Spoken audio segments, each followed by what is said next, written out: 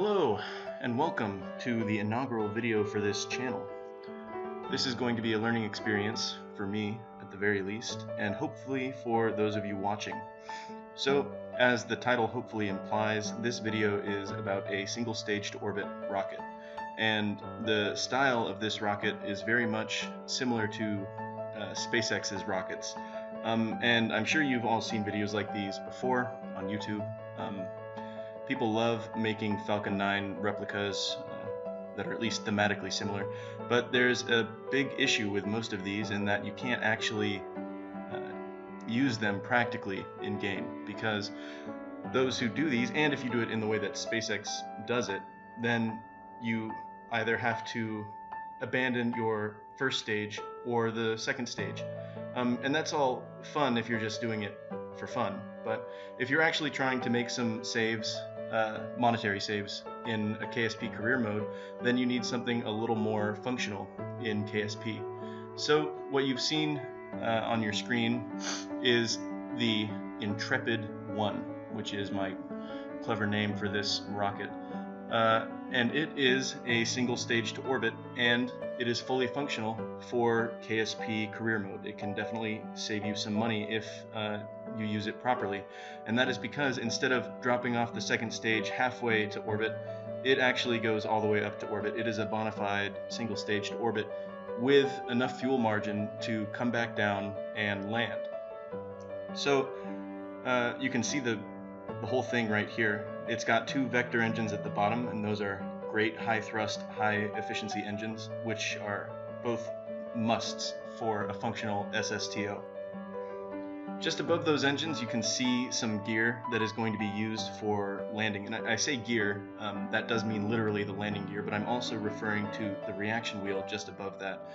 The reaction wheel is there to help control the booster when it is landing. And of course, when it's getting ready for all the landing, the center of gravity is very close to the bottom of the craft, because I've set the fuel priority on that lowest tank as the lowest fuel priority, meaning that it drains the last, so that once this thing is very low on fuel, all of the fuel is concentrated in that last tank, and the engines and the heaviest hardware are also right near there. So that is the location of the CG generally. And I don't know if KSP incorporates this. I would imagine that they do, but for the reaction wheel to most efficiently modulate the momentum of the vehicle, it needs to have the lowest moment of inertia to be dealing with, and the way to get that is to have it as close to the CG as you can. If that reaction wheel was up near the top, it would have a much harder time turning the rocket, in reality anyway. So then above that you can see just a whole bunch of tank, and then we just jettisoned the fairing and the launch escape system. This is all geared towards survival mode, and my favorite way to play survival is in hard mode, which means no reloading saves, no reverting to launch or to the vehicle assembly building, which means if you crash, then your Kerbals are dead, and that's really sad. And everybody loves to keep Jebediah alive as long as possible. So launch escape systems are a must. And when we get through most of the atmosphere, or at least to where we're certain that we could save them through other means if the rocket were to go awry, then we can jettison that to save some weight and make us a little more efficient. Up near the top of the booster, you can see some reaction thrusters, and those are not storing momentum, so they do need a long moment arm if they want to be able to push the rocket around effectively. So those are placed as far away from the CG as possible. Just above those, we've got some air brakes, and the need for those will become apparent a little later on. And then finally, we've got our little spaceship, and it does have room for 3 Kerbals, and it is equipped with the Wolfhound engine, which has some broken levels of specific impulse. But they did level that out just in this update. They lowered the specific impulse by 10 seconds, and they moved the engine into the highest tech tree, which I think are both great changes to help nerf the power of that engine. So the trajectory that you're watching here is just a very basic orbit. To make sure that this thing has enough fuel to do the mission and that it can survive re-entry, it can really only launch things into low Kerbin orbit. And so that is what you're seeing here. You can see that my apoapsis has just gotten above 70, so I've cut the engines back. If I had done a better job I would have been able to keep the engines running continuously throughout the entire launch, maintaining prograde the entire time. That is the way you get the most efficient launch. But I got a little distracted, and so I had to cut off my engine, and I'm going to do an impulsive burn once we get a little closer. So you can see with the fancy new delta V calculator on the left hand side of the screen that we've got about 700 meters per second of delta V left, which is more than enough to push us into orbit. And once we do that, we are going to separate the upper stage so that it can go on its merry way. I'm not going to be doing anything with that this time, but it does have plenty of delta V for visiting the Kerbin system. I wouldn't want to take it anywhere outside of there. I don't think it's got quite enough fuel for that. But this is definitely a good workhorse for a lot of payloads that you might need. It can get about 20 tons into low Kerbin orbit, which is a pretty hefty margin. And now we're just completing our insertion into orbit. You can see that we're pushing the periapsis out of the surface of Kerbin and above the atmosphere. And that way we know that both the booster and the payload are in a stable orbit. And this means that we can safely leave the payload here. We don't need to do any hasty maneuvering or quick saves or anything to get both the booster landed and the payload in orbit. And we're going to separate that now. And an interesting thing here is you can see that we are showing about 325 delta V at the bottom.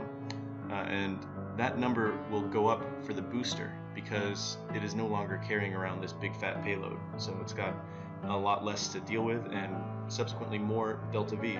And you can see there that we've deployed the solar panels and antenna on the spacecraft, and it's ready to go. We're going to not worry about that anymore.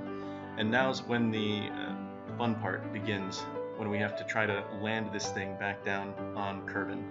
So we're just going to warp around to the other side of Kerbin, coast a little while so that we can land close to the KSC. And I've disabled the HUD here so that we can get those nice aesthetic KSP views. And you can see the spacecraft has gone off to the right and is now circling back over to the left, doing some nice little dancing for us.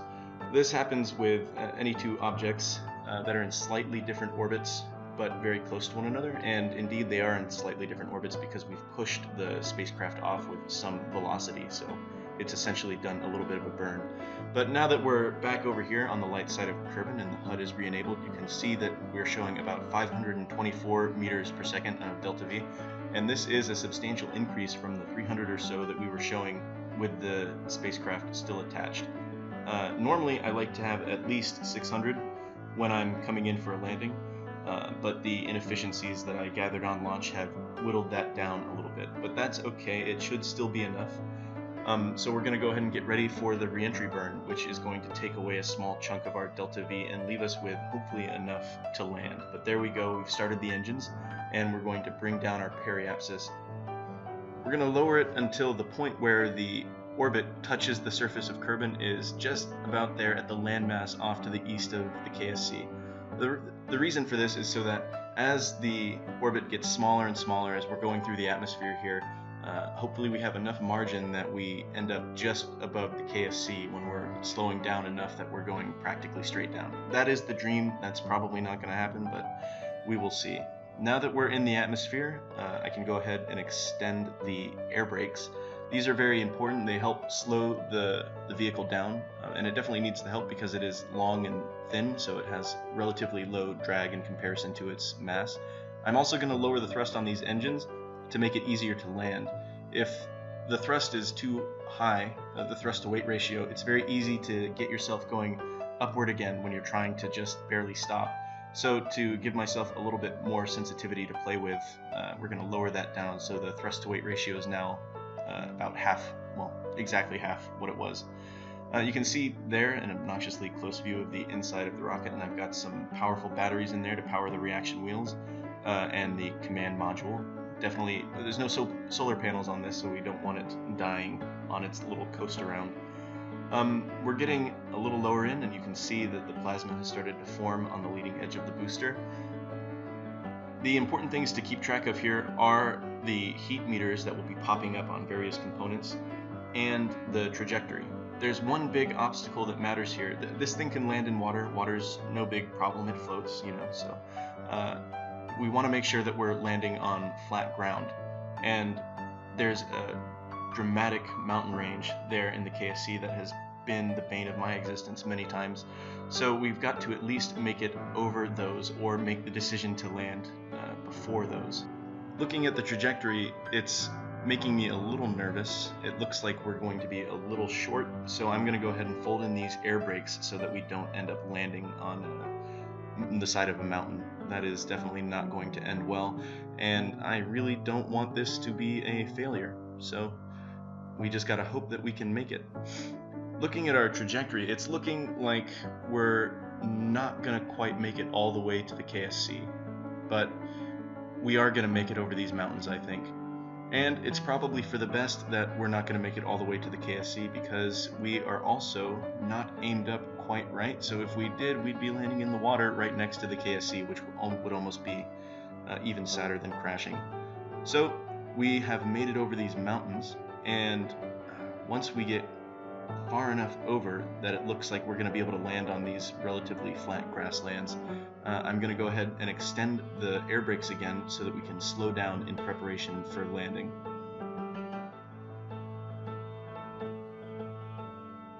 And there we go. I've extended the air brakes, and immediately we slow way down. The G-forces are spiking because they provide a lot of drag, and we are in some meaningful atmosphere now, so the drag force is actually quite strong. This is going to flatten out our trajectory until we're going almost essentially straight down, and the final speed that we're going to be landing at, or pardon me, right before landing, is going to be about 200 meters per second, and we're still showing about 400 meters per second of delta V, so that should be plenty to land. Though if you keep your eye on it, you can see it's going down, and that is because in the thicker atmosphere there are efficiency losses. So hopefully, well, they won't be a very big issue, but it is something to keep in mind. And we can extend the landing gear there, and as we get to about 1,000 meters, I'm going to begin burning and hopefully get our speed down below 100, and then down to 50, and then hopefully just a nice gentle touchdown on the plains near the Kebral Space Center. And I'm going to put the indicator there to radial out to make sure that the rocket stays straight up, and enable the RCS, if it wasn't already, to make sure that it stays straight up.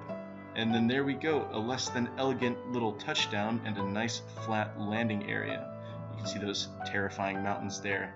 Not today, mountains. I wish we could see the KSC off in the distance, but it is there relatively close. And once I'm satisfied with looking at this thing landed, I'm going to go ahead and recover, and we can get the gains that we otherwise would have missed by ditching this booster.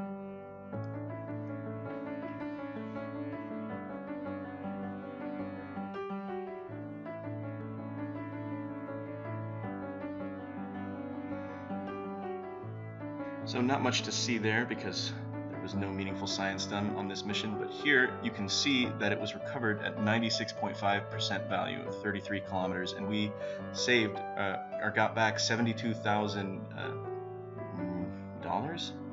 Anyway, there it is. There, it's the Intrepid 1 booster, and you can see that the original cost is $87,000. So essentially, this booster cost about $15,000 to go to orbit, and considering that we got a 20-ton payload into orbit, that is a pretty efficient, monetarily efficient booster.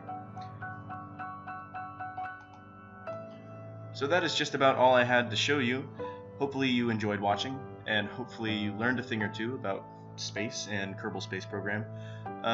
There's definitely more to be said about the methodology of making one of these things capable of becoming an SSTO and having the capability to land afterwards.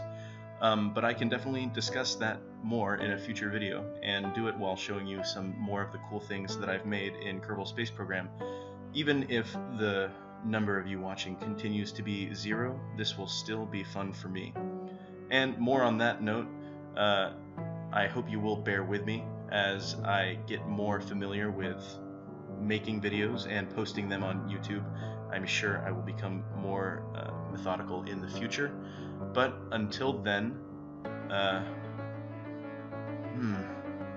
well, I'll need to come up with some clever intros and outros, but like I said, there is going to be a bit of a learning curve with all this.